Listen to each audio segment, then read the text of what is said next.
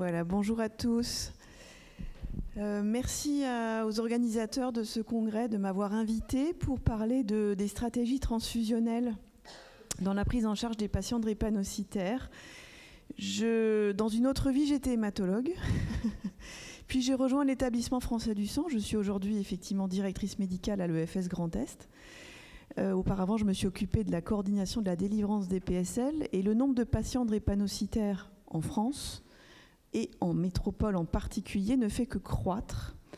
Donc, comme disait Chanty, c'est une discipline, la prise en charge des drépanocytaires, qui est à cheval entre la médecine interne et l'hématologie. Mais vous devez en devenir des experts, là où vous irez travailler.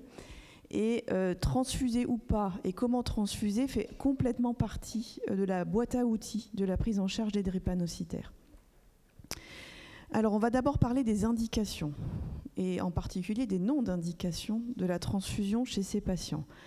La première des choses que vous devez réussir à obtenir quand vous prenez en charge un nouveau drépanocytaire, c'est savoir quel est son taux d'hémoglobine de base. L'urgentiste, quand il voit 8 grammes, quand il voit 7 grammes, il dégaine très facilement, trop facilement, l'ordonnance de produits sanguins. Or, un drépanocytaire qui arrive en crise vaso-occlusive simple aux urgences, résistante aux antalgiques de palier 1 et de palier 2, sinon il ne serait pas là. Et s'il a 7,8 grammes sur la numération à l'admission, c'est peut-être son taux d'hémoglobine basal. Donc il ne faut pas se précipiter, et il faut réussir à faire comprendre à vos confrères qui les prennent en charge, notamment aux urgences, de connaître leur hémoglobine basale, et le patient doit la connaître aussi. Pourquoi sont-ils anémiques? Alors Chanty l'a expliqué, mais il faut que vous sachiez aussi que tous ces phénomènes de falciformation, d'hémolyse chronique font que la durée de vie du globule rouge moyenne pour un drépanocytaire est de 17 jours. Combien est-elle en temps normal? 120. Donc vous voyez que c'est très raccourci. Il y a un turnover très rapide, et ça explique l'anémie. Alors, quand est-ce qu'il ne faut pas transfuser? S'il y a une diapo que vous devez retenir, c'est celle-là. Il ne faut pas transfuser l'anémie chronique stable. Celui qui vient en consulte, qui va bien, qui est sous hydréa, qui se plaint de rien, même s'il a 7,5 grammes, on ne le transfuse pas. Les crises douloureuses non compliquées, et ils viennent aux urgences en général pour ça. Celui qui arrive à céder sous morphinique, hydratation, oxygène, réchauffage, hein, je rajoute ça, Chanty aussi, on le prend à l'unité d'hospitalisation de courte durée, idéalement dans votre service, et puis s'il va bien, il rentre chez lui, et vous ne le transfusez pas davantage. Même s'il a perdu 1 ou 2 points, il va régénérer.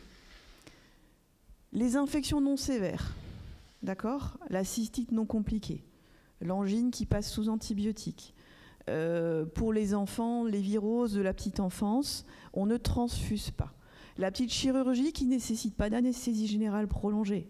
Typiquement, la coloscopie à 50 ans, il ne faut pas transfuser avant, il ne faut pas transfuser pendant, il ne faut pas transfuser après. Et puis l'ostéonécrose aseptique de hanche ou d'épaule, ça c'est l'expérience qui le montre, contrairement à d'autres grosses chirurgies, pourtant c'est de l'orthopédie quand même assez lourde, eh bien il n'y a pas besoin de transfuser ces patients au préalable. Vous avez une anémie bien tolérée, un taux de réticulocytes qui reste élevé, parce que ça régénère à fond les ballons, vous ne transfusez pas. J'ai mis 3 éclairs en haut, parce que c'est souvent là qu'on transfuse, et c'est là qu'on les immunise. Quand vous transfusez un culot globulaire chez ces patients, en moyenne, en fonction de leur poids, vous allez augmenter leur taux d'hémoglobine A entre 7 et 12%. En principe, quand vous les transfusez, ces globules rouges normaux AA, ils circulent jusqu'à la fin de leur vie. Dans un culot globulaire, vous avez des globules rouges frais qui ont été des réticulocytes qui ont sorti leur noyau au dernier moment, le jour du don du donneur. Il y en a d'autres qui étaient déjà en fin de vie, mais grosso modo, vous devez retrouver de l'hémoglobine A au moins 1 mois après la transfusion. Comment vous devez surveiller ça? Eh bien, par le contrôle de l'électrophorèse de l'hémoglobine. Vous devez avoir un taux de référence d'hémoglobine A et S en post-transfusionnel. Ça vous permet de faire un suivi. Et ça, souvent, ce n'est pas prescrit. Alors, on a 2 façons de transfuser ces patients quand il faut le faire. On peut soit faire des transfusions ponctuelles, comme vous avez l'habitude de le faire pour tous les patients d'oncohémato, ou alors on peut faire des échanges. C'est-à-dire qu'on va retirer des globules rouges malades pour les remplacer par des globules rouges sains. La différence entre les deux, c'est que quand vous ajoutez des globules rouges AA à des SS, la proportion AS va moins s'améliorer que quand vous faites un échange, puisque vous avez retiré des S. C'est une histoire de ratio entre les deux. Et on ne va pas mettre les indications pour les mêmes pathologies, pour les mêmes symptômes. Alors, quand est-ce qu'on transfuse de façon simple, en urgence? On le fait quand l'hémoglobine s'effondre et que les gens ne régénèrent pas, évidemment qu'ils sont symptomatiques et que ça ne cède pas. Donc si vous avez une anémie qui s'installe rapidement et qui est mal tolérée et que la réticulocytose n'est pas bonne, ça veut dire qu'ils ne sont pas en train de refabriquer. Et ce n'est pas parfaitement le cas lors des épidémies de parvo B19 dans les crèches, dans les écoles. Donc là, vous êtes chez des adultes, mais en pédiatrie, c'est assez fréquent. Eh bien, les primo-infections à parvo B19 peuvent être un critère de transfusion. Alors, si vous devez faire des échanges, il y a deux possibilités. Il y en a une qui peut se faire partout, l'échange transfusionnel manuel, qui consiste à faire une saignée manuelle préalablement à la transfusion. Donc ça peut se faire dans n'importe quel hôpital, y compris un hôpital périphérique. Il suffit d'avoir un kit à saigner avec un flacon sous vide. Donc on saigne d'abord, on transfuse après.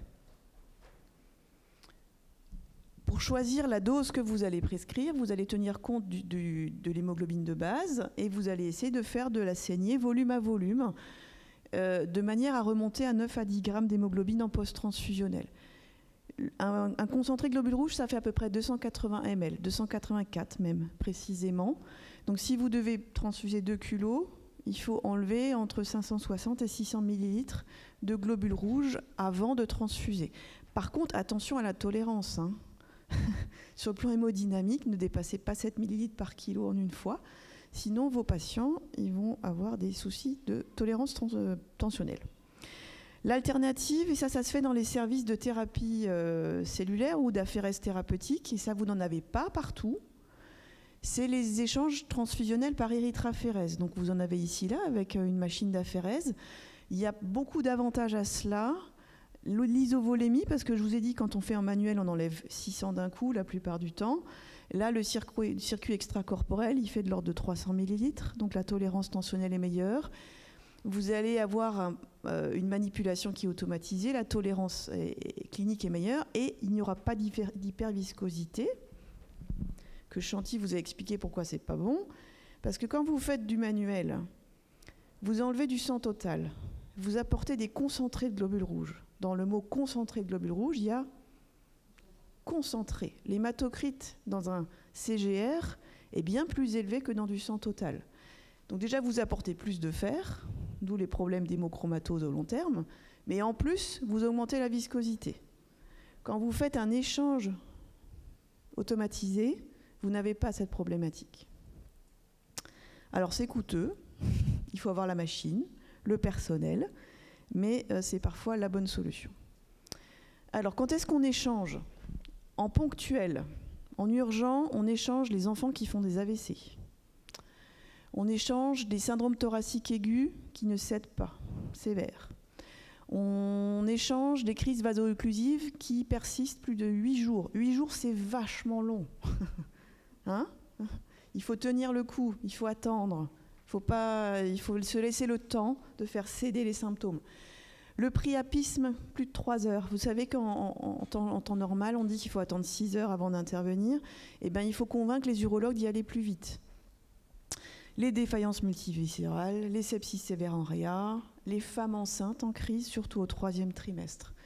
Et puis parfois, on ne fait pas seulement des échanges ponctuels, mais des échanges au long cours, dont l'objectif est de diminuer de façon durable le ratio S sur A ou A sur S, comme vous voulez. Et on va le faire en prévention secondaire, la plupart du temps. Alors, en fonction de la gravité des événements, on va se mettre un objectif. On veut ramener l'hémoglobine S inférieure à 40 à 60% ou carrément inférieure à 30%. Donc, les gens pour qui on veut avoir au long cours moins de 40% d'hémoglobine S, c'est les gens qui font des syndromes thoraciques en récidive, des crises douloureuses qui étaient répétées, et vous venez à peine d'introduire l'hydréa, ça ne va pas agir tout de suite. Les insuffisances rénales chroniques sévères, les insuffisances cardiaques, certains ont des ulcères de jambes qui ne cèdent pas avec le traitement dermatologique simple. Et puis alors la grossesse, ça c'est des grandes discussions. Ça dépend des équipes. Il y en a qui font des échanges préventifs et d'autres pas. J'ai envie de dire que là-dessus, il n'y a pas vraiment de recommandations extrêmement claires et c'est vraiment des discussions d'hématologue à gynéco.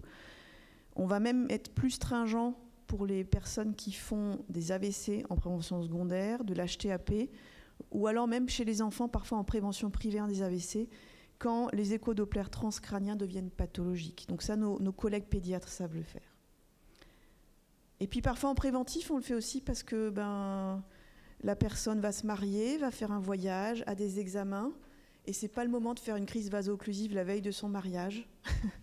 Alors ça, c'est des indications de confort, mais je pense que le patient drépanocytaire, pour lui, c'est pas du confort. Hein. Il faut vraiment penser qu'il vit avec ça toute sa vie, et quand il en arrive à se marier, des crises vaso-occlusives, il en a déjà eu plusieurs, et il sait combien ça peut lui pourrir la vie. Voilà. Alors, j'essaye d'aller assez vite. J'aimerais vous expliquer pourquoi c'est plus dangereux de transfuser ces patients que les autres. Ces patients ont des particularités au niveau de leur groupe sanguin, ce qu'on appelle l'immunohématologie. Vous connaissez tous les groupes ABO, le Rhésus, mais en fait, il y a 36 systèmes de groupes sanguins et plus de 700 antigènes connus. On est loin du polymorphisme du HLA, heureusement, on ne s'en sortirait pas. Mais néanmoins, ce polymorphisme, il nous pose problème lorsqu'il y a des déséquilibres migratoires entre la population donneuse de sang et la population receveuse de sang. Les patients drépanocytaires, leurs ancêtres viennent systématiquement d'Afrique noire. Et les globules rouges, les systèmes de globules rouges présents dans la population d'Afrique noire ne sont pas les mêmes que ceux présents dans le monde caucasien, donc en Europe, en Asie, etc. Les patients drépanocytaires sont très souvent Rhésus grand C-, grand E-, FIA-, voire FIA-B-, JKB-, grand S-. Cette combinaison-là, pris chacun individuellement, c'est pas forcément rare, mais quand vous les mettez ensemble, la probabilité de trouver ce phénotype-là chez un donneur de sang caucasien, elle est inférieure à 1 sur 4000. J'ai donc un déséquilibre entre l'offre et la demande. Quand vous prenez par exemple la combinaison de l'absence du grand C- et du grand E-, ce qu'on appelle les -2, -3 dans notre jargon, vous voyez là sur la carte en haut à gauche que c'est quasiment représenté que dans la Corne de l'Afrique, avec une diffusion dégressive en direction de l'Europe et de l'Asie. Quand vous prenez le FIA-B-, c'est exactement la même répartition géographique. Il est très fréquent en Afrique. Et pour le DUFI, ça s'explique. C'est un avantage évolutif. Le DUFI est la protéine d'entrée du plasmodium dans le globule rouge. Un enfant qui est DUFI-B- est résistant naturellement aux crises palustres. Donc c'est un avantage évolutif. Ces enfants survivent, ont le temps à leur tour d'avoir une descendance. Et donc, en Scandinavie, il n'y a pas de palud, ce n'était pas un avantage évolutif, ça n'a pas été sélectionné. Par contre, en Afrique noire, ça l'a été. D'accord ? Alors, ces différences de fréquence entre populations, ça a un impact sur la sécurité transfusionnelle, parce que pour choisir les produits sanguins, on a besoin de respecter la compatibilité donneur-receveur, et on doit avoir en stock, dans nos frigos, une cohérence en volume entre les besoins des donneurs, des receveurs et la présence de dons. Donc, en contexte migratoire, cela se déséquilibre. Ce n'est pas vrai seulement pour la population d'Afrique noire présente en Europe ou aux États-Unis, c'est vrai aussi pour une jeune femme qui est A négatif, qui est expatriée à Tokyo, qui accouche à Tokyo. Eh bien, à la banque de sang de Tokyo, il n'y aura pas de sang Rhésus négatif. D'accord ? Ce n'est pas juste une histoire de population Afrique noire qui vient en Europe, ça peut être aussi des Européens qui migrent en Asie. Ce qui est rare à un endroit ne l'est pas à l'autre. Donc toutes les populations sont concernées par ce problème. Alors, ce qu'on appelle sang rare, et les populations d'Afrique noire sont assez souvent porteuses de sang rare, c'est une fréquence inférieure à 4 pour 1000 dans la population d'accueil. Donc, la Strasbourgeoise qui accouche à Tokyo, c'est un sang rare à Tokyo. Okay ? Et donc, pour les populations qui nous intéressent chez les drépano, ça peut être deux situations. Soit parce qu'ils n'ont pas quelque chose que tous les autres ont, ou alors ils n'ont pas quelque chose que tous les autres ont. Les deux existent. Vous avez par exemple, ici, vous avez un rhésus particulier qui est présent dans l'ethnie Peul. Ils sont RH-46. Moi, j'en ai pas dans mes stocks en France. Okay, ou alors, il y a des patients africains, d'origine africaine, d'ancestralité africaine, soyons rigoureux, qui ont certaines allèles rhésus que les Européens n'ont pas. Et ça nécessite du coup qu'on compatibilise systématiquement les globules rouges avant la délivrance, parce que nos panels de RAI ne sont pas conçus pour repérer ces particularités-là. Les panels de RAI sont faits pour repérer les anticorps les plus graves et les plus fréquents dans la population d'accueil. Okay, si on devait faire des panels de RAI au Botswana ou au Togo, on ne les ferait pas comme on les fait en France. Alors, le tout pose problème parce que quand vous avez des patients drépanocytaires qui sont par définition transfusés au moins de temps en temps et un polymorphisme donneur-receveur, vous allez augmenter la fréquence de l'alloimmunisation anti-érythrocytaire, donc de la RAI positive. Et ça débouche sur soit des impasses transfusionnelles, comme j'en ai eu une cette semaine pour une dame qui accouchait à Metz, ou alors une hémolyse post-transfusionnelle. Comment vous allez essayer de gérer ça? Ça commence chez vous, la prévention. Ça commence à la prescription des analyses d'immunohématologie. Ça commence déjà, comme pour tout patient, par prescrire 2 groupages, une RAI. Jusque-là, vous savez faire. Mais pour ces patients-là, vous allez rajouter au diagnostic pour les nourrissons, au diagnostic pour les fraîchement arrivés en métropole, ou lorsqu'ils changent de région, un phénotypage étendu du FI-JK-MNS. Au diagnostic aussi, on va les génotyper pour rechercher des variants rhésus, donc des allèles que vous ne connaissez pas, dont vous ne connaissez pas les numéros ni le nom, et dont c'est notre boulot, mon boulot, de connaître. Vous allez également systématiquement compatibiliser les globules rouges avant délivrance et suivre l'électrophorèse post-transfusionnelle. Donc quand vous cochez les cases sur vos prescriptions de PSL, évidemment phénotype rhésusquel, parfois étendu en fonction des anticorps, systématiquement compatibilisés parce que nos panels de RAI ne sont pas adaptés à ces patients. N'oubliez pas non plus les contrôles de RAI post-transfus qui sont beaucoup trop oubliés. Alors quand vous transfusez un myélodysplasique qui vient toutes les 3 semaines, la RAI pré-transfusionnelle dans 3 semaines est la post-transfus de celle du jour. Vous ne vous posez pas la question, vous le faites. Par contre, vos drépano, ils repartent dans la nature. Ils sont peut-être revus que dans 6 mois en consultation. Il ne faut pas oublier de leur donner l'ordonnance et de leur faire comprendre l'importance de cette analyse. Pourquoi c'est important de le faire entre 3 semaines et 2 mois après la transfusion? Parce que c'est le meilleur timing pour choper un nouvel anticorps. Au-delà des 2 mois, la concentration va baisser et ça peut passer en dessous des radars de la RAI. Malgré toutes ces précautions que vous allez prendre, je compte sur vous, il y a quand même 2 à 6% d'hémolyse post-transfusionnelle, dont, sur ces 2 à 6%, 6% vont en mourir. Ils sont morts à cause de la transfusion.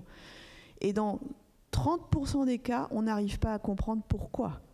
Il y a eu hémolyse, elle est probablement d'origine allo-immune, et on ne retrouve pas l'allo-anticorps. Le moyen de repérer ces hémolyses post-transfusionnelles, c'est de suivre l'électrophorèse de l'hémoglobine en post-transfusionnelle. Donc ces hémolyses post-transfusionnelles, et j'espère que vous n'aurez pas à en croiser des catastrophiques, on en a quand même de temps en temps. On a perdu une dame il y a 2 ans, hein, Chanty ? Presque. Bah, y en a une autre, alors t'es pas au courant, elle était en médecine interne. 43 ans, c'est dommage. Ces hémolyses retardées, il faut apprendre à les repérer. Il faut que vos patients sachent repérer la couleur de leurs urines. Ils font pipi foncé, c'est pas normal. D'accord ? Les urines porto, c'est un moyen de repérer l'hémoglobinurie, donc l'hémoglobine libre, donc l'hémolyse.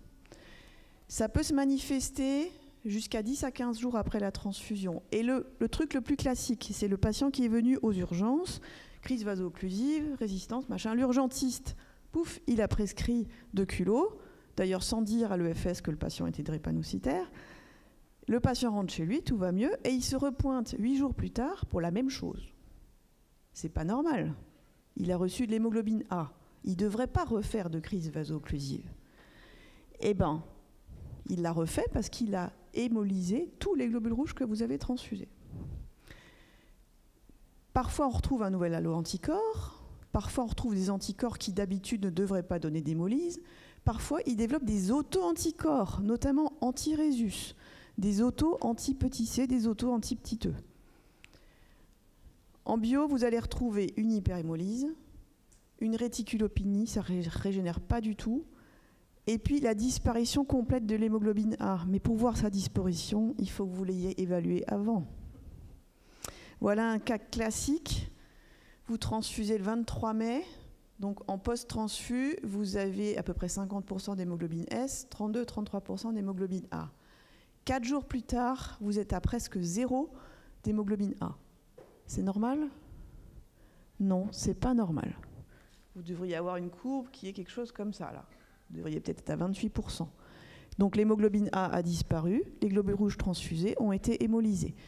Nos collègues réanimateurs de Mondor ont mis en place un homogramme qui est téléchargeable sur le site du service et qui met en ordonnée la perte de concentration en hémoglobine A et en abscisse le temps après la dernière transfusion. Vous voyez que si vous perdez jusqu'à 40% d'HbA jusqu'à 30 jours en post-transfus, la probabilité qu'il y ait eu une hémolyse post-transfusionnelle est élevée. Important. Voilà un sachet de plasmaphérèse lors d'une hémolyse post-transfusionnelle. La couleur du plasma est totalement anormale. Vous avez ici du plasma Porto. Les urines de ce patient devaient être de la même couleur. S'il sait le repérer, il sait vous contacter. Ça part parfois complètement en vrille, avec des défaillances multiviscérales qui sont fatales. Et comment on va gérer ça? Alors, Chanty ne doit pas encore parler de ça tout à l'heure, mais comment gérer une hémolyse post-transfusionnelle cataclysmique? Il y a un effet du Ritux, mais qui n'est pas immédiat, hein, parce que le Ritux, vous allez avoir 10-15 jours avant de voir la frénation lymphocytaire B. Il y a un truc qui marche bien, c'est le Soliris, l'éculizumab, que vous connaissez dans l'hémoglobinurie paroxystique nocturne. Pourquoi ça fonctionne? Parce qu'en fait, quand vous avez une hémolyse intravasculaire, elle est liée à la chaîne, la cascade du complément. La cascade C3, C5, C6, C7, C8, C9. Les C9 qui se mettent ensemble pour faire un complexe d'attaque de la membrane. Vous vous souvenez de vos cours de P2? Les globules rouges éclatent, d'accord? Quand on vient bloquer la chaîne au niveau du C5, on peut totalement freiner la destruction intravasculaire des globules rouges. Échange plasmatique, ça se fait. Les corticos, Chanty, il y en a qui le font encore. Hein. Immunoglobuline, EPO, ça se discute. Bref, en gros, ce qui va les sauver, c'est ça. Appelez l'hématologue. Mais ce sera vous, hein, les hématologues. Donc n'oubliez pas le Soliris. Il y a un nouvel anti-C3 qui est sorti, Chanty. Je ne sais pas si tu as vu. Il faudra y penser. Voilà. Mais bon, c'est plus en amont. Je vais essayer de gagner du temps. Comment prédire si quelqu'un va faire une hémolyse post-transfusionnelle retardée? On a des sortes de scores qui ont été mis au point par l'équipe de Mondor et ma collègue de Créteil. En gros, s'ils sont déjà immunisés, s'ils ont déjà fait une hémolyse, ou alors si vous ne les connaissez pas bien, ils ont été très peu transfusés, c'est au secours, on attend, on réfléchit. Plus ils ont été transfusés sans problème, moins il y aura de problèmes. Moins vous les connaissez ou s'il y a déjà eu des problèmes, il y en aura d'autres. Un patient qui a déjà un anticorps a un haut risque d'en faire un autre, puis un autre, puis un autre.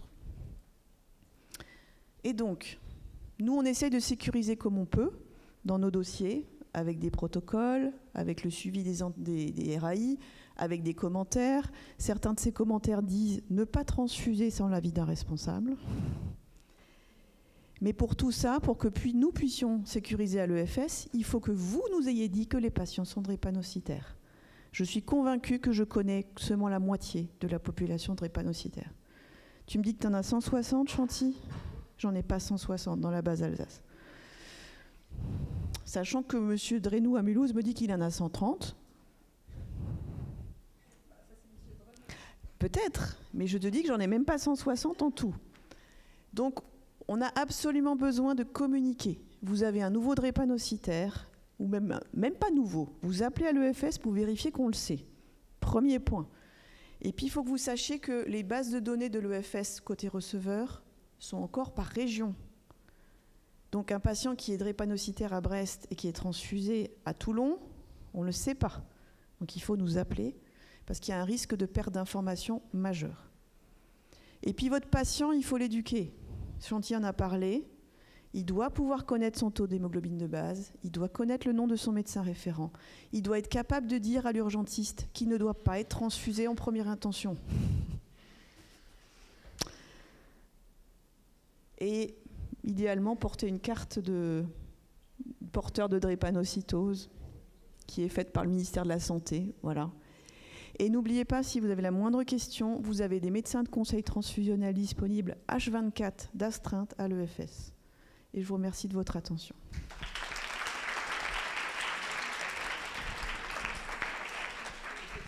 Bah oui, les questions. Voilà.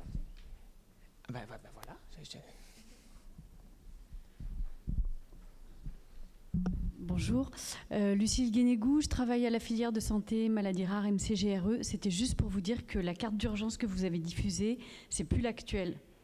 Il y a un nouveau modèle, donc on n'en a pas sur place, mais il ne faut pas hésiter à aller sur le site de la MCGRE, donc de la filière, et d'en demander pour vos patients quand nécessaire, ou même pour voir à quoi ça ressemble.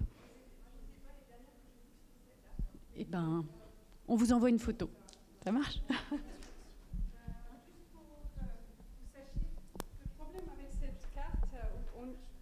On utilisait pas mal, quel que soit, ancien ou même, un petit mot, je suis drépanocytaire, appelle mon docteur. Le problème, c'est qu'il les donne,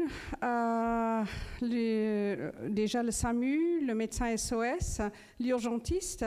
Où est la poubelle? Où est la poubelle?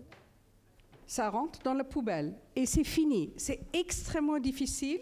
Donc le retour, c'est ce qu'il faut récolter. Le retour d'avoir un truc comme ça, c'est que ce n'est pas utilisé. L'urgence est débordée. Le patient drépanocytaire est vécu souvent comme une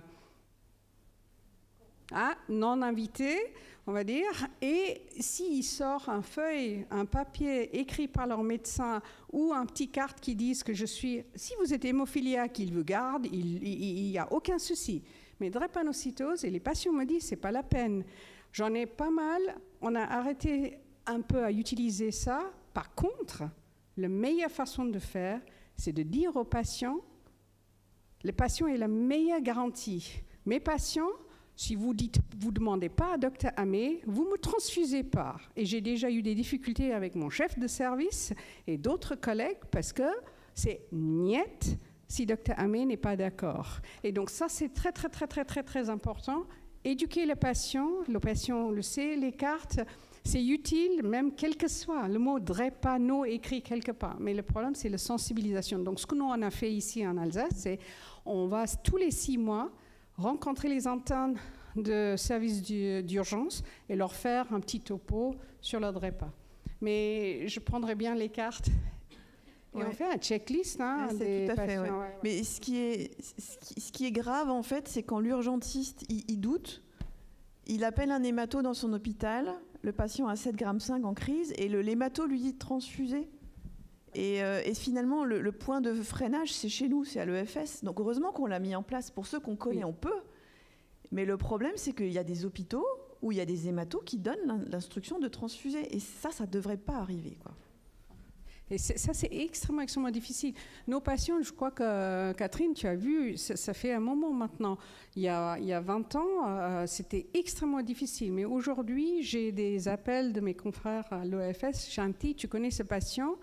Et moi, quand je vois un patient, on a eu un nouveau cas. La première chose que j'ai dit à mon collègue en hospitalisation, fais un phénotypage étendu pour ces patients sur un feuille et notez que c'est le patient est drépanocytaire.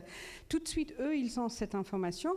Et si l'anesthésiste, ça c'est le casse-pied de tout le monde, hein, l'anesthésiste qui veut absolument transfuser le patient, on a eu des insultes de toutes les couleurs à 3 heures du mat parce que non, l'EFS a dit non. Et malheureusement, un oui pour une autre pathologie était le dernier cas de l'hémolyse post-transfusionnelle et on a gardé à l'hôpital avec 3 grammes d'hémoglobine jusqu'à son propre hémoglobine est remontée. 3 grammes.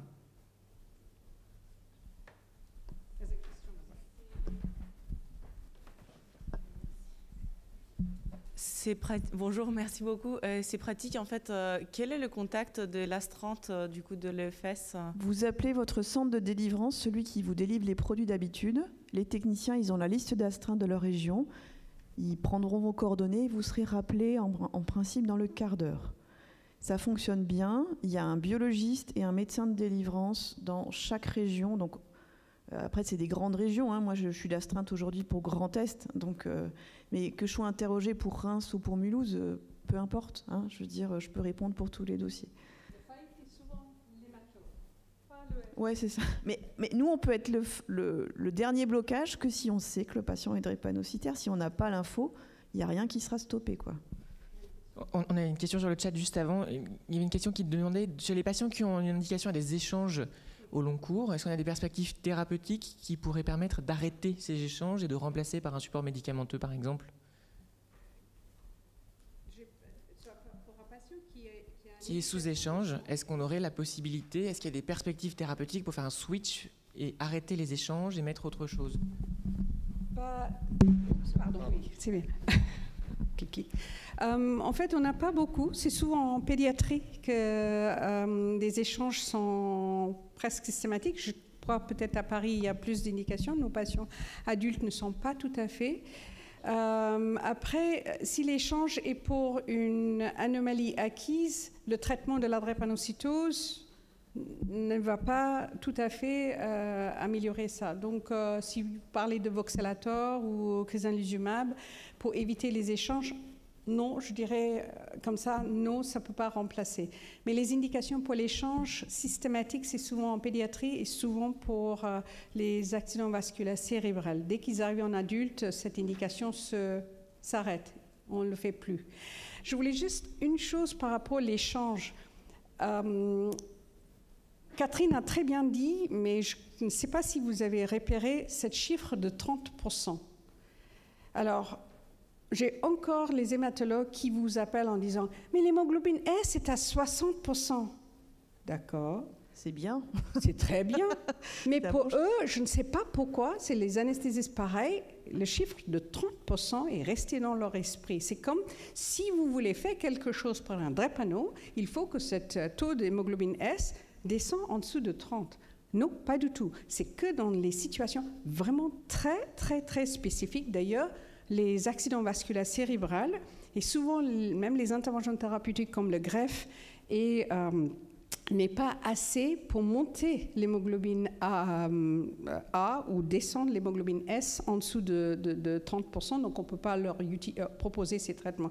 Donc, cette histoire de 30%, c'est vraiment très, très rare. Nous, on a juste besoin d'un tout petit peu, comme on dit, même 60%, 70%. C'est parfait. L'équilibre switch et on évite la crise. Mais en aigu, ça, en chronique, du coup, si tu fais des échanges au long cours, tu cherches à avoir moins pour qu'ils soient stables plus longtemps. Oui, mais c'est plutôt quand tu as une indication et quand tu fais un échange, par exemple, ça c'est différent. Mais quand on veut faire quelque chose, par exemple, une intervention chirurgicale, on a eu ce problème avec une patiente qui a eu besoin d'une greffe hépatique pour maladie de Crohn, et les anesthésistes n'ont pas voulu accepter et vous savez comment c'est, quand vous avez un greffe hépatique, c'est quand le greffe est là. Quand il y a un greffon, tout de suite, on peut greffer le patient, mais on ne peut pas continuellement échanger le patient pour qu'elle ait tous les jours en dessous de 30. Donc, je dis, si vous avez une situation, je le transfuse et je vous amène. J'ai mis quelques échanges en place pour qu'elle est relativement bas, mais je ne peux pas continuer à garder l'hémoglobine en dessous de 30%. D'ailleurs, pour cette patiente, le greffe a été décalé tellement longtemps que finalement, elle a eu pas mal de soucis. Elle a été greffée, mais elle est décédée d'une cancer cholangiocarcinome dans son propre foie qui est devenu métastatique et cette greffe a été décalée 1 an parce que les anesthésistes tournaient autour. Donc, comme je vous dis qu'ils ont les casse-pieds, c'est vraiment casse-pieds. Et pendant 1 an, pour cette dame, je rameutais la France entière toutes les semaines pour avoir un stock minimum de 15 kilos compatible avec la dame, parce que la dame, elle avait 4 anticorps. Ça a été un cauchemar. Et chaque vendredi, quand je revenais le lundi, il y avait un mot disant que l'anesthésiste a refusé pour ce week-end d'accepter une greffe parce que l'hémoglobine n'était pas en dessous de 30. Donc c'était vraiment, c'est incroyable comment la maladie n'est pas aussi grave finalement, c'est nous qui rendons leur maladie extrêmement grave. Si seulement on peut juste être un tout petit peu, et je remercie 1000 fois les organisateurs qui nous ont permis de parler en plus ensemble.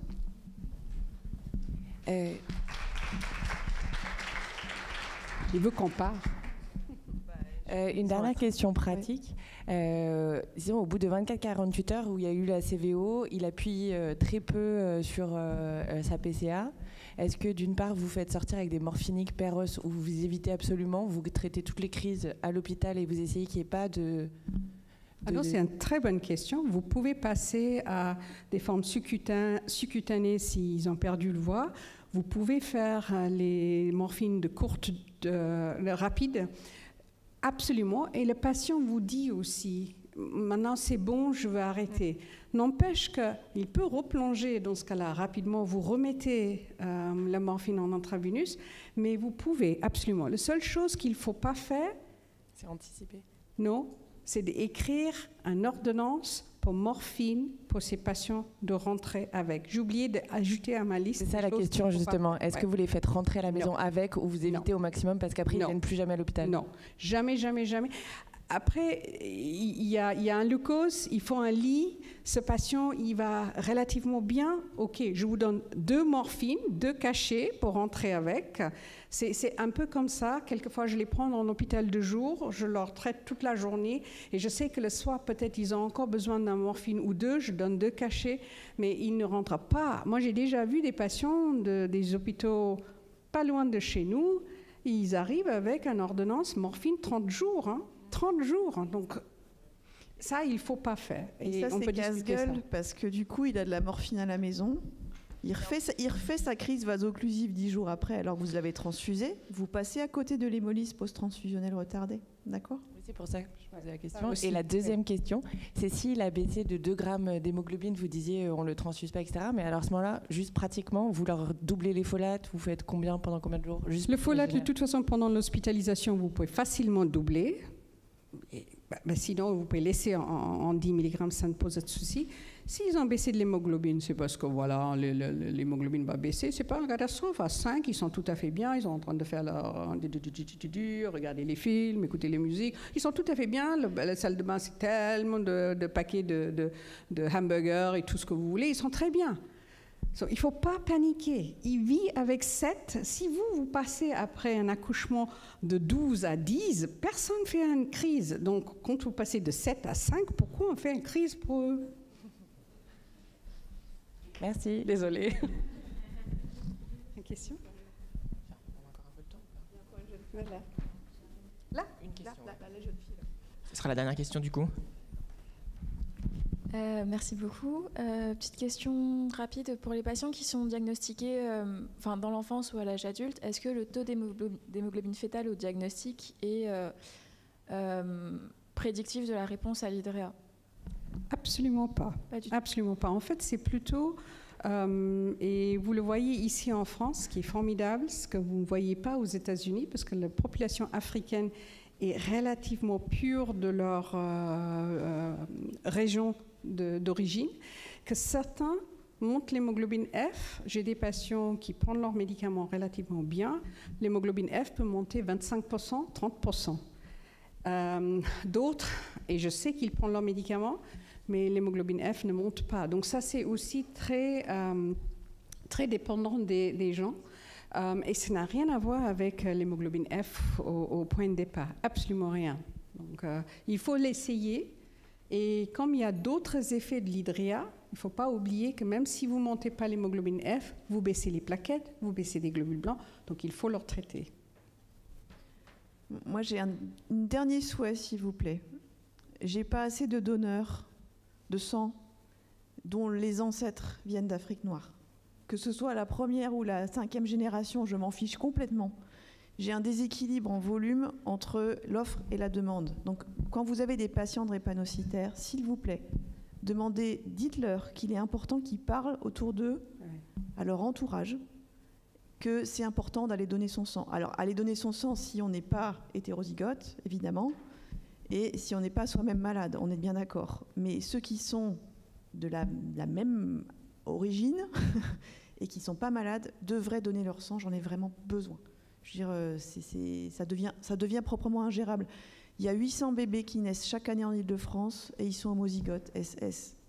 Ils sont nés en France. Ça se rajoute aux migrations à l'âge adulte. Je veux dire, on a maintenant un vivier d'hétérozygotes tel sur le territoire que les nouveaux homozygotes ne cessent d'augmenter. Voilà. Ça, c'est aussi un gros problème, c'est de reconnaître qu'on a quelque part une responsabilité de faire... Vous savez, quand un patient... Combien de fois vous avez un coup de fil dans l'entente de RIA, patient qui est arrivé pour une pneumopathie, intubé et tout, on a trouvé une pique monoclonale IgG à 12 grammes. Ils font l'électrophorèse de protéines à tous les venants. Or, vous êtes devant un patient qui peut avoir une maladie des globules rouges, qui a peut-être une anémie, mais l'idée de faire une étude d'hémoglobine, c'est absolument... Prenez l'avion pour la Lune. C'est tellement difficile de leur faire.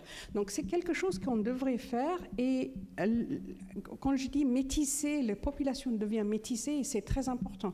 J'ai eu une femme absolument fâchée, énervée, parce qu'elle a découvert que sa arrière-grand-mère était probablement d'origine d'Afrique du Nord. Et elle s'est mise en couple avec un Africain qui lui a dit « Moi, je suis une porteuse de l'hémoglobine S ».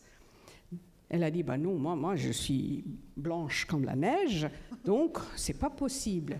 Et quand on a fait, le gynécologue nous a appelés et on a fait, elle était hémoglobine AS. Donc ASL, AS, lui, a 28 semaines d'aménorrhée. Une chance. Vous faites quoi? Vous ne pouvez pas. Donc, j'étais amenée à la voir, fâchée, énervée et contre le monde, parce que déjà, on a trouvé un ancêtre qu'elle n'a pas voulu reconnaître comme. Et en plus, elle portait le risque d'avoir un enfant SS. Et elle voulait savoir comment gérer un enfant SS, donc ils ont envoyé. Donc, n'hésitez pas, on a des services de génétique qui sont très contents de faire cette maladie génétique que vous avez 2 en France. Autant les envoyer tous, je l'ai déjà dit à notre service génétique, vous avez absolument pour vocation de savoir, de connaître toutes les modifications, permutations, combinations de la drépanocytose, parce que c'est une maladie number 1. Donc moi, j'envoie tous les patients à S où le généraliste me demande... Pour du conseil génétique. Conseil génétique. Prénatal. Oui, prénatal ou même pour leurs enfants, ce que vous voulez. Mais conseil génétique, en plus, c'est free. Hein? Donc, voilà. Merci beaucoup. Désolée. Et maintenant, c'est parfait. Merci beaucoup pour votre tandem.